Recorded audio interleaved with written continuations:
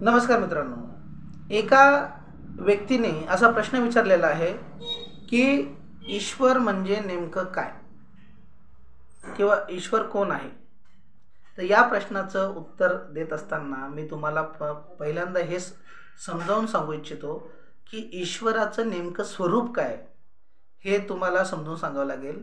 एक प्रसिद्ध मुहावरा आहे किंवा एक ओळ आहे, ती मी तुम्हाला ऐकवतो कि लहर ढूंढे पानी को, लहर ढूंढे पानी को, कपड़ा ढूंढे सूत, लहर ढूंढे पानी को, कपड़ा ढूंढे सूत, जीव ढूंढे ईश्वर को, तीनों ऊत के ऊत. ऊत या शब्दाचा अर्थ आहे उल्लू, म्हणून उल्लू का पट्टा मूर्ख तसा. तर लहर, जी लहर आहे, लाट आहे, ती पाण्याला शोधायला निघाले. आता लहर किंवा लाट ही पाण्यानेच बनलेली आहे. लहर किंवा लाट ही पाण्यानेच बनलेली आहे. कपडा धुंडे सूत, हा जो कपडा आहे हा सुतांनीच बनलेला आहे, धाग्यांनी बनलेला आहे, बारीक बारीक धाग्यांनी. कपडा धुंडे सूत, जीव धुंडे ईश को, आणि जीव कशाला शोधतोय? ईश्वराला. की ईश्वर भेटेल, मूर्तीत भेटेल, मंदिरात भेटेल, मस्जिदमध्ये भेटेल, गुरुद्वारात भेटेल. तिथं गेल्यावर फक्त शांती भेटेल, ईश्वर नाही भेटणार.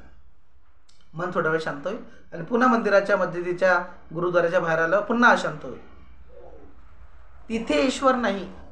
तर कोण ईश्वर आहे? तुम्ही स्वतः. आणि म्हणून ईश्वराला भेटण्यासाठी किंवा ईश्वराला ओळखण्यासाठी, ईश्वराच्या दर्शनासाठी, साक्षात्कारासाठी आधी तुम्हाला स्वस्वरूपाची जाणीव करून घ्यावी लागेल. त्या स्वस्वरूपाची जाणीव तुम्हाला होण्यासाठी पुन्हा एकदा तुम्हाला मन पण नाहीसं करावं लागेल, मी पण नाहीसं करावं लागेल. देवा सरू दे माझे मी पण, तुझ्या दर्शने उजळो जीवन. जेव्हा आपलं मीपणा, हा जो मी आहे, हा मी जेव्हा निघून जाईल तेव्हा आपण स्वतःच ईश्वरीय तेजाने उजळून निघू. ईश्वराच्या तेजाने आपण स्वतःच उजळून निघू. आणि तेव्हा जो अनुभव होणार आहे त्यालाच आत्मसाक्षात्कार म्हणतात. म्हणजे जीव आणि शिवाची भेट. आपण स्वतःच शिव आहोत, परंतु जीवाला चा जो जीवपणा आहे हा खूप प्रिय असतो. जीवाला असणारा जीवपणा हा खूप प्रिय असतो. आणि म्हणून जीव जोपर्यंत त्याची जीव स्थिती सोडत नाही तोपर्यंत त्याला शिव स्थिती म्हणजे ईश्वरीय स्थिती प्राप्त होत नाही. आणि म्हणून त्याला ईश्वराची भेट होऊ शकत नाही. जेव्हा जीवाची जीव स्थिती जाऊन त्याला शिव स्थिती प्राप्त होते तेव्हा अनोखा चमत्कार जातो. तो म्हणजे एकरूप झाले जीव शिव दोन्ही, किंवा गोविंद गोविंद मना लागली या छंद, मग गोविंद ते काया भेद नाही तया. म्हणजे तो आणि मी आणि तो, आपण दोघे एकत्व येते आपल्यामध्ये. नॉन ड्युअलिटी, दोनपणा राहत नाही, एकत्रपणा येतो. त्यालाच देवाचं दर्शन म्हणतात. आणि म्हणून लहर ढूंढे पानी को, कपड़ा ढूंढे सूत, जीव ढूंढे ईश को, तीनों ऊत के ऊत. तीनों काय? उल्लूचे पठे आहेत, उल्लू आहेत. त्यामुळे हे जे खरं स्वरूप आहे ईश्वराचं ते कृपा करून ओळखून घ्या.